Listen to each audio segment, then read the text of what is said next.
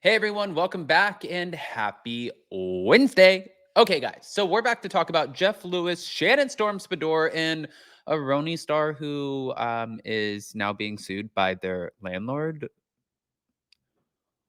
What the hell is going on?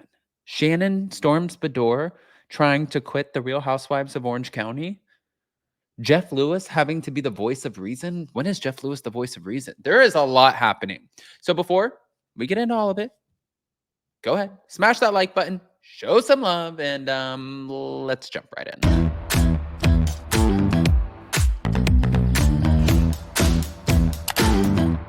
Cause no one can do it like we do it, like we do it, like we do it. Cause no one can do it like we do it, like we do it, like we do it.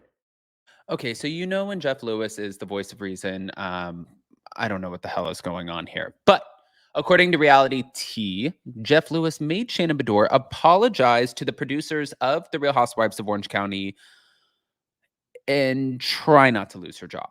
Now, Shannon Beador risked letting everything slip not too long ago. And if she'd blown up at the Real Housewives of Orange County reunion, it could have been, well, the end for her. But it was in 2023. So literally what, like that was 3 days ago in the same year.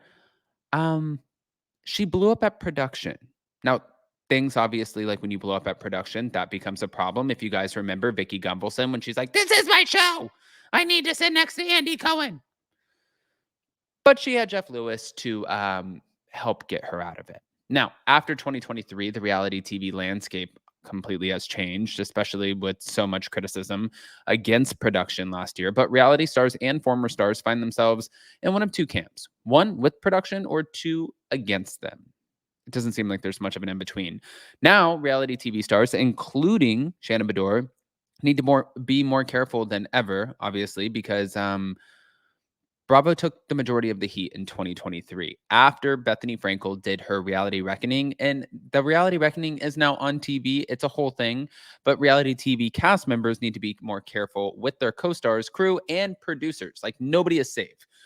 It was the fourth episode of Bravo's Hot Mic podcast, where Shannon spoke with Alex Baskin about all things Real Housewives of Orange County, including her DUI hit and run, all of that. But she revealed that somewhere between season 11 and 12, she threatened to quit the show. This was when her and David Beador, their marriage started to crumble, and Shannon was obviously upset. And she said, "I will leave the show. I will exit." And she even told Alex when they were talking about the event, she said, "I called all of you one day and I said, I'm out. I'm done with the show." But it was after that she received a call from Jeff Lewis. And she said, "Jeff Lewis called me the next day and he goes, 'You get on the phone and you call.'" And she said, "I even texted Andy Cohen. I apologize to all of you." But she then assured everyone that she would never try to quit again after the fact and had no intention of quitting in the future. To this day, she said, "I've been angry, but I've never said I'm quitting. I'm done with the show. I'm grateful. The crew, they're like family to me. It's been a blessing with a lot of hard times. So for the foreseeable future, Shannon is like, I want to be a part of this show." Now, there have been multiple people who have made this mistake. So she's lucky.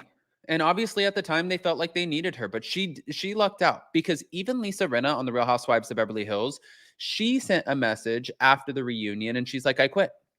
I'm quitting the show. I don't want to be a part of this anymore." And then literally right after, she came back and told Bravo, "You know what? No, I actually like, I'm sorry. I think I jumped ahead of myself. I don't quit. I don't want to be off of the show." And Bravo was like, "Too late. We've already moved forward. Like, we've moved on. We don't want you a part of the show." They did that to Lisa Rinna. They did that to Vicky Gunvalson. They did that to Nene Leakes. They've done it to a lot of them. So be careful what you wish for, because if you're going to say, "I quit," they're like, "Don't let the door hit you where the good Lord split you. Get your ass out. You are no longer a part of this. We don't have time for tantrums."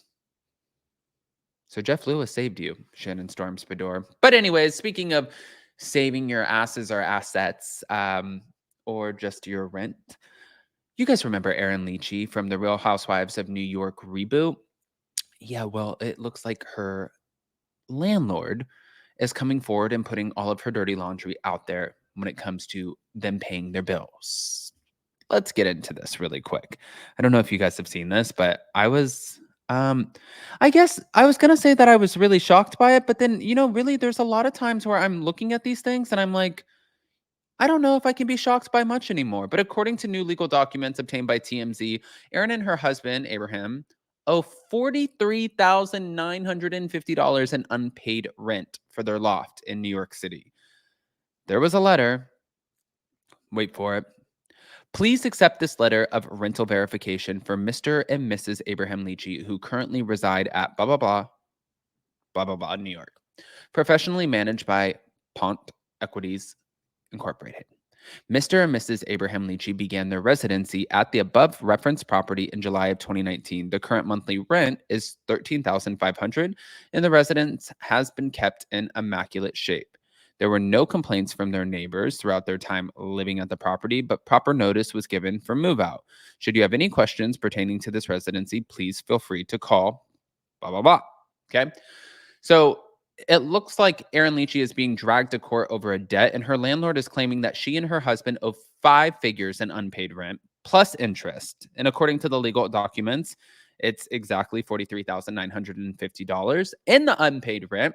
But the landlord said that Erin and Abraham have rented their 2-story apartment since July of 2019, but claims that the couple failed to pay the agreed rent and other charges between October 2021 and July of 2023, racking up a huge balance. So if their rent was $13,500 and that was due on the first of each month, for the period in question, if it was between 2021 and 2023, then how the hell did you let it go on that long? Because that's 3.5 months of rent. So were they just constantly missing it and trying to catch up? They also said, the landlord, that Erin and her husband often paid late. They didn't pay late fees. They had bounce checks, and sometimes they didn't even pay their rent at all. Now the landlord is giving Erin Leachy and her husband a notice that they need to pay $43,950 plus interest, in addition to $12,900 to cover the landlord's legal fees in this case. And they were told that the reason it's 2 months of rent was being withheld was due to an agreed upon abatement, due to persistent rodents, unsanitary issues, and a non-functioning elevator, which lasted for several months. So Erin and Abraham are pretty shocked by the lawsuit based off of what they're saying, because they told TMZ the landlord wrote a glowing letter of recommendation for them when they moved out, which is said letter that you are seeing right now in your face. So why would you write that letter if they were such awful tenants? And also, how are you claiming 2021 to 2020? Like, the landlord is kind of sus to me in this. I'm a little sussed out because I'm like, how the hell? Nobody would let that go on for that long. Unless it was like, was it just like through COVID times or what? Like, I'm not quite buying this story. Or maybe the landlord wrote a glowing letter of recommendation for Erin and her husband so they could get out of his apartment. That way he had somebody who would pay on time. Huh. Anyways, I want to hear what your thoughts are, especially about the Jeff Lewis of it all and the Erin Leachy and her husband, the unpaid rent, and Jeff Lewis making Shannon Beador call the Bravo executives the next day and be like, get your ass on the phone. So go ahead, smash that like button, show some love, and we'll see you next time. Love you guys.